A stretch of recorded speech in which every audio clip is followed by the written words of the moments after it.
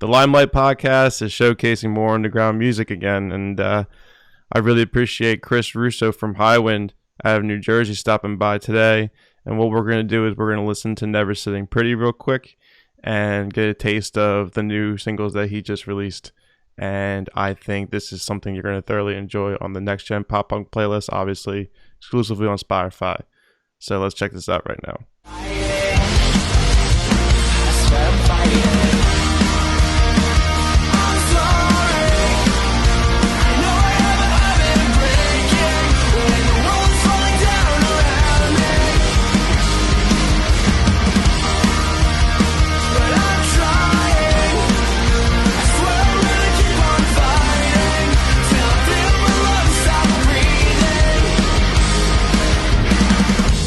Chris, dude, it was so cool. Like when you showed up in my email from your PR person, your publicist, and Abby, thank you. And I was like, fuck, I gotta see if Chris's number. I was like, oh, Chris, hit me up. Like, just tell him to text me. And then I was like, wow, your number's still saved in my phone. So it's like cool as fuck that like I just never deleted it, or like I just never lost it. You know what I mean? Because you've been doing pretty well with these two fucking singles. So what's going on, man? How are you?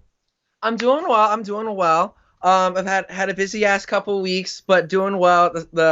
I'm super happy with the reception of the new song, so that's going really well. I'm recording a live session this weekend, so I'm super excited about that, to kind of play these new songs and some other little surprises live for the first time. So I'm doing really well. Are those live sessions going to be at Lampshade? Yep, absolutely they are. Connor Awesome. Hansen, the man, the myth, and the legend. Dude, we just talked about them because Poeta was just there, and we're gonna be dropping some fucking acoustic tunes and such. So they'll tune it, but we're not talking about Poeta. We're talking about Highwind and the two singles that you released that are completely blew me away personally. Thank you. How long have you been sitting on these songs for? Because the one is Never Sitting Pretty, and the other is Reds and Blues. So that's a great question. So these songs were written essentially before the pandemic hit.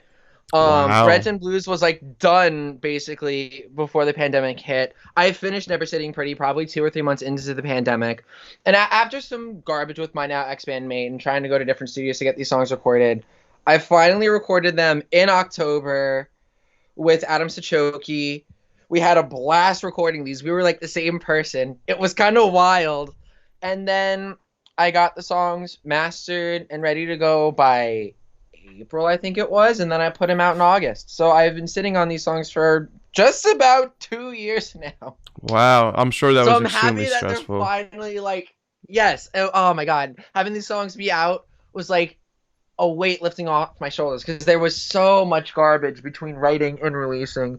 Not just like pandemic stuff, but like personal stuff too with band stuff. There was just so much garbage between writing and releasing. So having these songs, be released into the world and having people enjoy these songs, it feels so good, and I'm so happy about it. Yeah, so essentially like Highwind, from what I've seen, I'm not too sure, but it's just it's just Chris and Highwind and the musicians who you bring along. Exactly. I mean, there's been a little bit of a transition because my friend Dan Smith, who used to play in a band called The Greatest Virtue, has been doing drums on all of my tracks, except for the 2 I just put out, because Adam did those because, he's drummer producer. But Dan Smith has been helping me write drum parts for a lot of these songs. So he's been like exclusively drumming for Highwind. But this is, at the end of the day, it's my project. I'm the face of the things.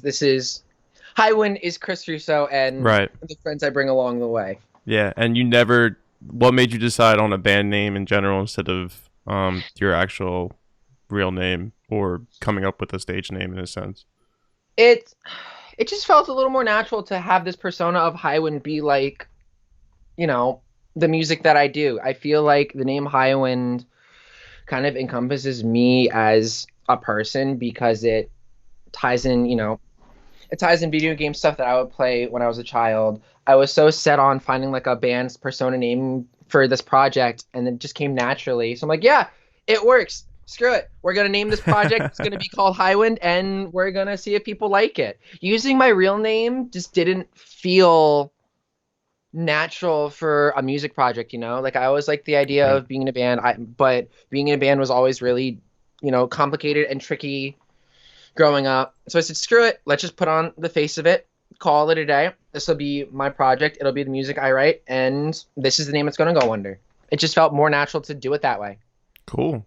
Yeah, that's all that really matters, dude. Like it's your art. I mean, that's the world that you're living in and such. So, and I like how you go about your discography because the project is fairly new, and being in New Jersey, like we've all played with each other at some point. I mean, you're actually a generation behind me, I believe. So I never got the chance to play with like the musicians in you because I'm 29. So I'm only like 4 years younger than you. So okay, that's not that bad. I just turned 25 a couple weeks ago. Yeah, so we're both still young, fairly, but I definitely never really played with an age group of like you dudes in New Jersey and such. So, but it's a normal practice that everybody plays with everybody. So, yeah, exactly. Like, Everyone's friends with everyone. Everyone knows each other's bands. Everyone knows each other's music, regardless of what genre you play. You all just kind of eventually collectively become one enigma of a scene and call it a day. Yeah. Was it hard to like kind of sit down and really think like, all right, I'm just going to do this by myself? Because you probably, I mean, I know the bands that you've been in the past, which is how we met, whether you came to shows or we played shows together.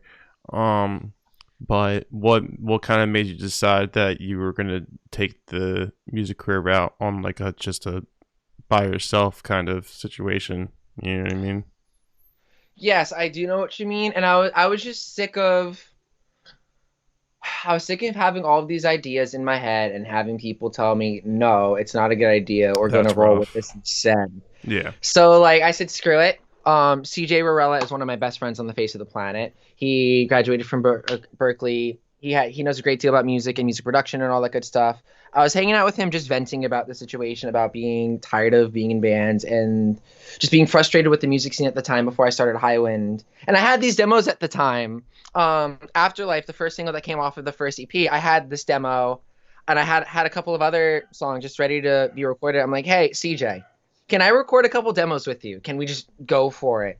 He's like, yeah, sure. We recorded Afterlife and turned it into a whole actual EP. And I said, screw it. I have these song ideas. I love them a lot. It's my art. It's my music. I need to do this. Not for the sake of making it. Not for the sake of doing anything with it. I just need to record this, put it out. I want people to hear my songs and call it a day. And let's just see where it goes. So after just, being frustrated, it just... I don't know. I just wanted to get my music out there. I had these ideas, these riffs, dude. These lyrics, these songs, and I'm just like, I don't care anymore. I don't care what other people have to say about my ideas or my songs. I'm gonna do it, And it was very freeing because that first EP talked about some emotional topics. It talked about, losing my best friend to a car crash. It talked about going to therapy for the first time in my life ever. I just wanted to say my piece about where I was at in life and just go for it. Right. No, and you did, dude. And it reached, it reached to my ears. It reached to, I'm sure, another 465 monthly listeners, which is super underrated for Highwind. So we'll definitely need to step that up, and people need to take you into consideration. And you're doing the smart way about releasing your music too, because what you're doing is like you had that EP, like you said, which is really emotional, which was like basically an introduction to Highwind, and then but on top of that, you've been releasing singles ever since, which right now in the industry is probably the smartest thing to do. Yeah. So you're in the right step, and everything looks great and stuff. Thank you. Who is this beautiful lady on the single artwork? She's that is SJ. That is my friend SJ. She's a badass, dude. She's currently holding a dollar bill. If nobody's watching on YouTube, she's holding a dollar bill, and it's on fire. Purple hair. She looks rad as shit. SJ is awesome. I remember texting her and was like, hey, I have an idea. I need a model. Do you want to help me burn some money and make a badass album cover? And she was super for it. She helped with that. She helped with the lyric video we did for Reds and Blues. And she was awesome to work with. She's such a kind soul. I've known her for the past few years now. And she's always been just a super chill person to hang out with. So having SJ's help with all of the visual aspects of this was awesome.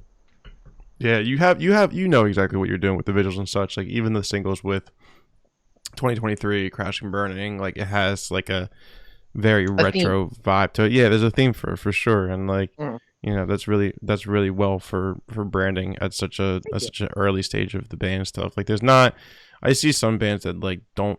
It takes a while for them to find their look, image, Mhm. a marketing plan for how everything's going to come out with album work and stuff. But some people times they just get it all over the place. But Yeah. that's really cool though. And where did you say you recorded these songs? Were they in New Jersey? So yeah, I recorded Reds and Blues and Never Sitting Pretty were recorded at Timber Studios in Bayonne with Adam Sachoki, Okay, the drummer from Gatherers. yeah. Oh shit, that's pretty tight. So like Hmm. basically like, do you think on this, you know, on this time that you've worked with them already, is it going to be probably your future producer going forward?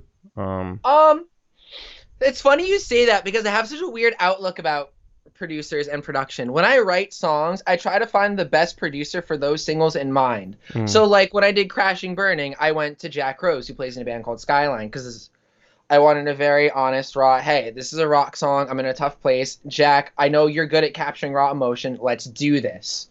When I went to Adam with Reds and Blues Never Sitting Pretty, I knew he was very good at capturing rock and roll and finding the best in an artist that really wants to enhance and hone their sound. So I said, hey, Adam, I have these songs. This is my inspiration for these, like All Time Low, the band Camino, 5 Seconds of Summer. oh, the Let's take band this, Camino. make it. I'm gonna get to that in a second. I'm gonna stay on topic here. I So love the band underrated. Camino. But I went to him. I'm like, hey, these are my songs. This is my inspiration. Let's do this. When I did Sleepless in LA and Will You Please Stay, I went to Connor Hansen because I wanted these songs to capture the softer pop side of my songwriting. Mhm. And Connor is really good at capturing the indie pop side of things in his recordings. So I definitely want to work with Adam more as the songs call for it, as well as the other producers I have been working with as the songs call for it. And I know that's like a really weird, almost like using producers as an instrument for like tone It's and definitely sounds. different, but that's And I not a know bad idea.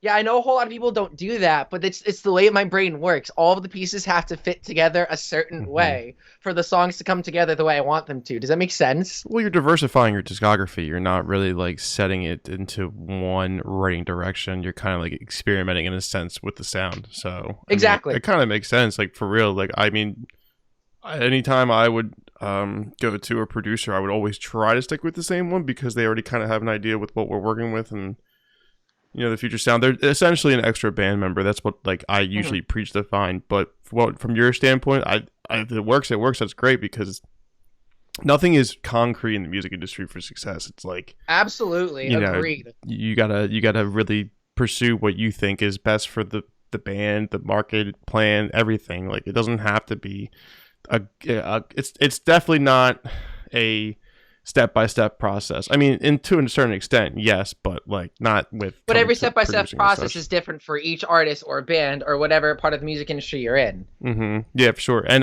the music comes first always, because without the music, you have nothing. Absolutely nothing. Absolutely nothing. So, I just think it's an interesting take that you're doing, and I'm like gonna probably take more of that into consideration and be like, I want to do some research to see how many artists actually do that, and. Yeah, because like it's. I was even talking with Connor about it when I was recording a couple newer songs with him. He's like, "Yeah, no, this is a take I don't see often," and I'm sure it's unusual, I guess, to kind of not treat producers like instruments, but like call certain people in depending on what song I'm going for. But there's so many different sides to my songwriting and my inspiration and the sounds I want to go for that I can never just stick to one thing. Because like, Will You Please Stay has that like 80s dance pop meets just a bit of alt rock. Or Reds and Blues are straight up. Reds and Blues and Never Sitting Pretty are straight up like alternative rock songs. So I would much rather have someone that is good at capturing those songs feel and emotion work on those songs than opposed to the same producer trying to go from different field to different field to different field to different field. Because if I work with a producer, I want to capture their skills and talent and thought process about these songs as well as what I'm feeling about these songs, Yeah, for sure. Yeah. I mean, that's like it's still an interesting take, and I wouldn't take unusual as like a negative word, but it's just definitely it is different. Like I'm sure there's like we can do research and find a bunch of artists who go to a plethora of producers over the years. So I don't think you're doing anything different. I just think for the scene that you and I are involved in, it is definitely unusual, but in a good Yeah, way. agreed. It's not anything like out of this world. You know what I mean? It's not like you guys are, God, what's something weird that you can like really fucking like put into perspective? Like, it's not like you guys are working on your, it's not like you're working with different producers and making them go to different locations, and like Yeah. you're going to an old church that's completely abandoned, or you're going to record in like this barn or something. Like, I don't know, dude. Like, that's Yeah, I'm just pretty like, sure there's a band in Jersey that like bought out an old church and recorded in there. What's see, the name? They're that's from Asbury. sick. What's the name of that That's band? sick. I don't know. Should I Google it? Oh God, that's gonna bother me now. There's a band from Asbury that does that. I think they're like a folk rock band. Okay, Oh so we'll God, do hold Google on. band from Asbury. They bought the church? Yeah, something like that. It happened a couple years ago. Oh God, I'm not gonna. This is gonna Oops. bother me. Interesting. I'm sure I'll remember it later. Now I want to buy a church. I don't know why. Like, I want to buy an abandoned church and live in it. It would be expensive for like to like put AC and heat in it because of how high the ceilings are. But hey, fuck it. You know what I mean? Yeah, exactly. Again, if it works, it works. Let's see, churches for sale. No, I'm just kidding. I'm not gonna fucking do that. Churches for sale. Churches for sale, dude. I'm ready. I'm ready to fucking buy a church right now. Put a down payment on a church and live in it for the rest of your life. Let's Honestly, go. I wouldn't be That's a mad. forever Like, how beautiful. I mean, if the architecture is that beautiful, like, for sure. Like, I don't need any kind of like standard modern church. Like, and also I'll like fucking deck it up like completely. Plus, like, it's gonna be involved with music. Like, I had this idea with my co-host. I was like, yo, look at this house. And it was weird. But long story short, like, I wanted to turn it into like an apartment for me upstairs, and then like have like a recording studio in the building. And I was like, this would be sick. Oh, that'd be sick. It was That'd like be great. it was a perfect building, but like, I don't have that kind of money to fucking buy a mortgage like that. He's like, dude, like, now's not the time. I'm like, yeah, you're right. Yeah, because money is a thing, and I'm it's just daydreaming. stupid. It is fucking stupid. That's why your girl's burning it on the album cover. You know what I mean? Exactly. It's just See, a that's the concept. message. Yep. It's just a concept. It's just an illusion. We don't even need the physical papers anymore now with all the digital transactions we can do. Like, just how many Venmo dollars do you have? Yeah, exactly. Your Venmo, you're using your phone as like your debit card, just putting on the reader. Fucking Bitcoin and whatever digital currency people are using now. I don't even understand that, but that's a conversation for another time. My brain's not ready for that yet. I just remember when Bitcoin first was announced, I was like, that's a strange thing to think about. Cyber currency? Why would that do anything? I still don't think about it because I don't understand it. It's so far out of my alley of understanding right now.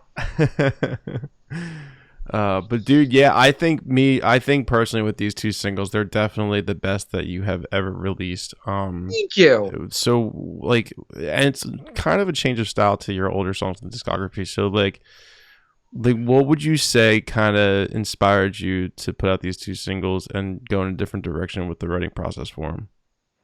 I'm, like I said before, I'm inspired by a lot of different sounds and artists and different kinds of music.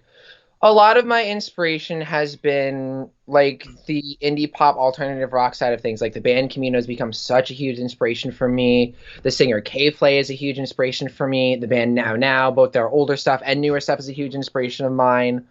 And this shift in songwriting to make things just a little poppier, a little catchier, a little dancier, a little bouncier, it just felt natural.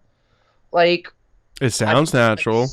I'm so heavily inspired by Walk the Moon. Ooh. Paramore's later stuff is unbelievably inspiring to me. Like the self-titled record is just, I hold it on a pedestal. Right. Like a lot of alternative rock and pop rock has really just been driving my songwriting.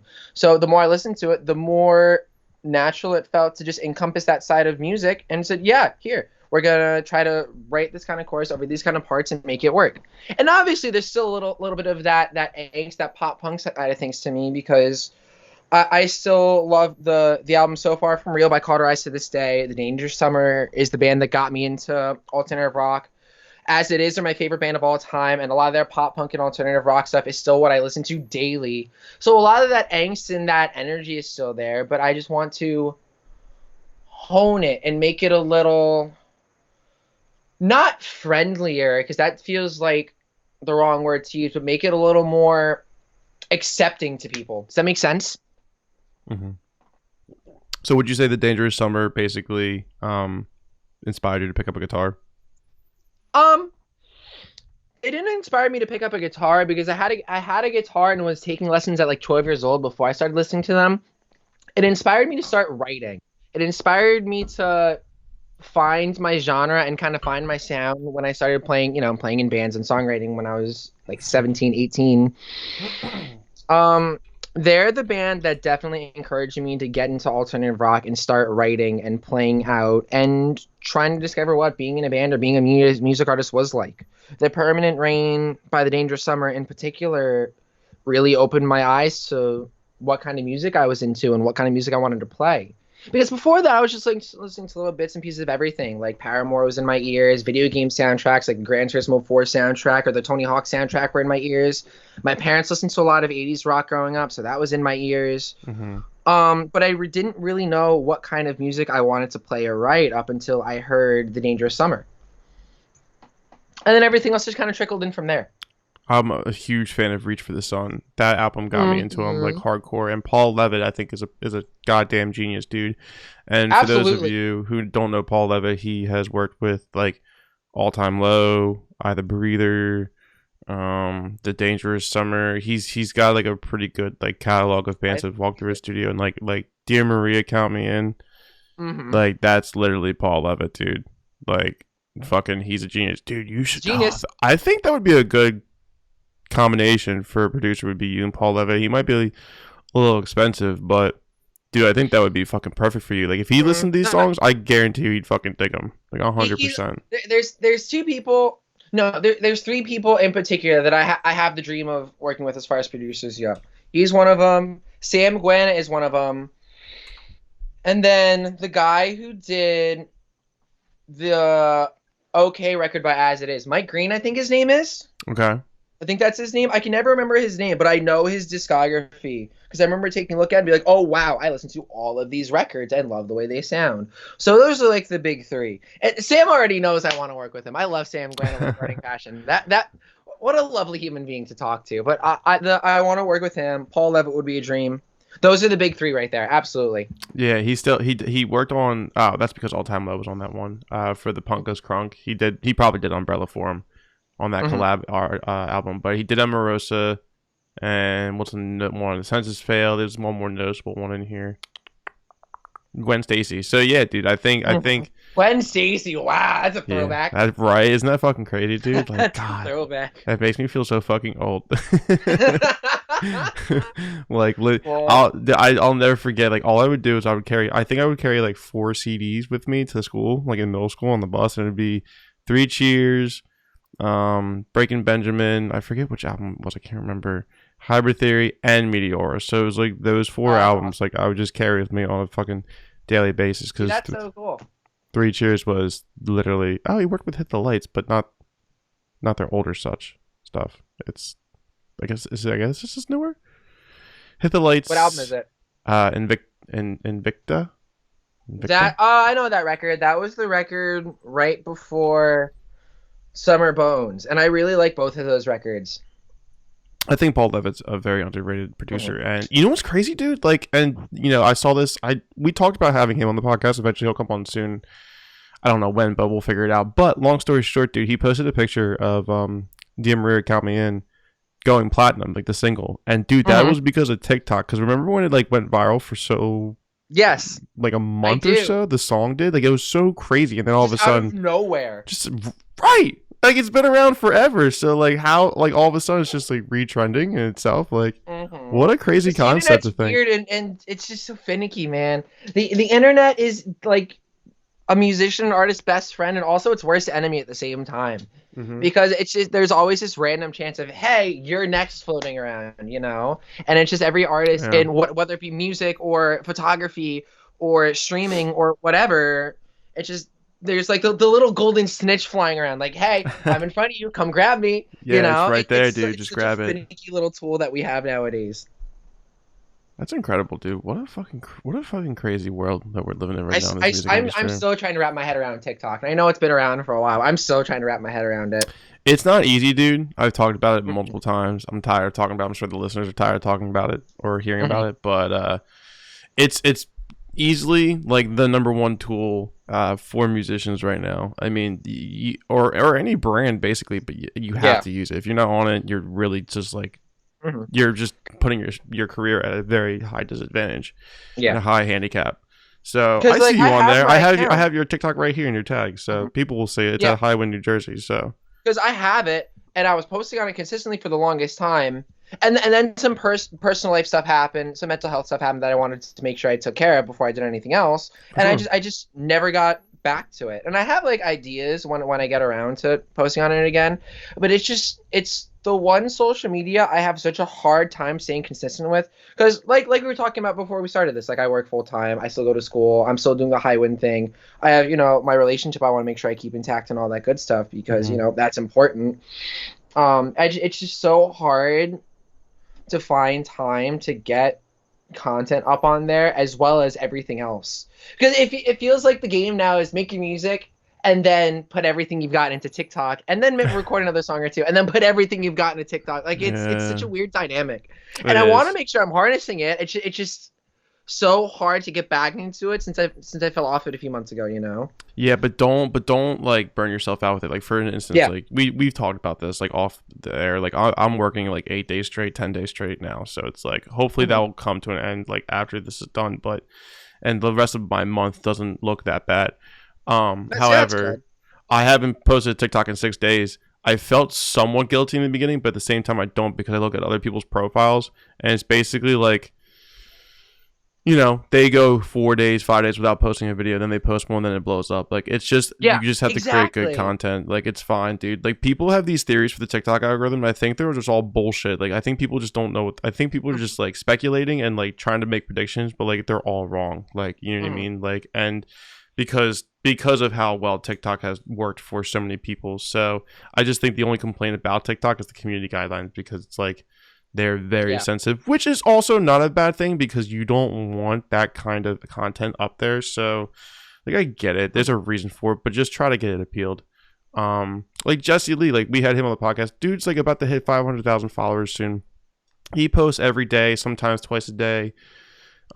He at least posts once a day, and like a lot of his videos kind of hit, but there are also ones that like don't do shit, and like that's okay. Like, you know what I mean? Like, that's what TikTok does, dude. TikTok's weird. I mean, it's definitely a great tool. I mean, that's... Yeah. Oh, man. It's just... I never thought it would be coming to this. I never thought we would come to this for the music industry. But, hey, hop on the bandwagon. Let's go. Because, like, you also have Instagram Reels. Like, dude, like, especially Instagram Reels. So, like, update. Everything I post on TikTok, I post on Instagram Reels, right? I do this series called Bands to Change Vocalist. For whatever reason... I did the 3 days grace video.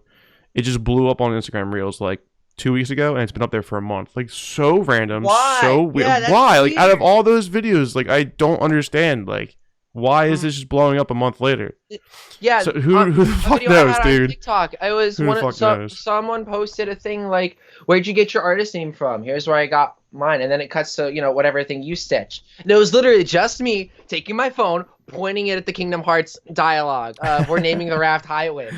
That's awesome. And that out of nowhere, it went nuts. And I just didn't understand what I did to be like, viral for like 3 days. All I did was post, me pointing my camera at a damn screen, playing a game that, hot take, isn't even that great. And I've been, invested in oh, you're going to get shit for that. Take it back. Oh, no, I'm just kidding. Here's the thing. I've played almost every game in that series. It's a hot take, I know, but I'm so emotionally invested in this series. The story is not great. Kingdom Hearts 2 is a flawless game. Everything else outside of that is just an enigma of some sorts. But I digress. That's a conversation for another time that I will spend hours on. But like, I don't understand it. I don't understand why that video of all things. And then the other thing that like blew up for like a couple days, all I did was go up to the little soap dispenser in my bathroom, took a video of it dispensing soap, and that's it. And it got like 2,000, 3,000 plus views or whatever for some reason. For some reason. I don't know what I did to be funny. I don't know.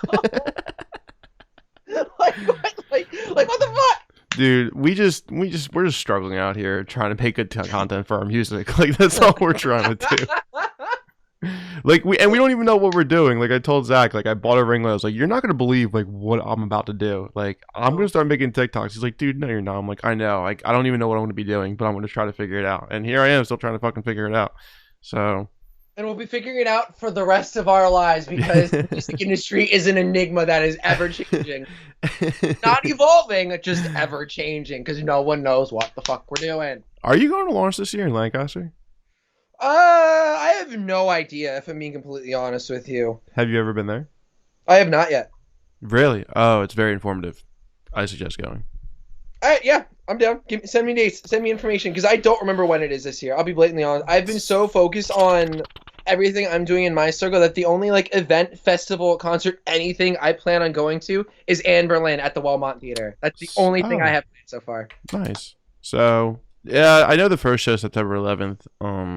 Iceland Kills is headlining, but I can't go because I'm working. So I am free that weekend. See? I am free that whole weekend. Jeremy Weiss hosts a really good panel. I know my work schedule. Oh, wait a minute. Ooh, that might have to happen. I just think it's very informative for any artist to go there. I always preach up Jeremy. I think Jeremy Weiss's owner CI Records launch music conference, yada yada yada. Like, dude's fucking genius.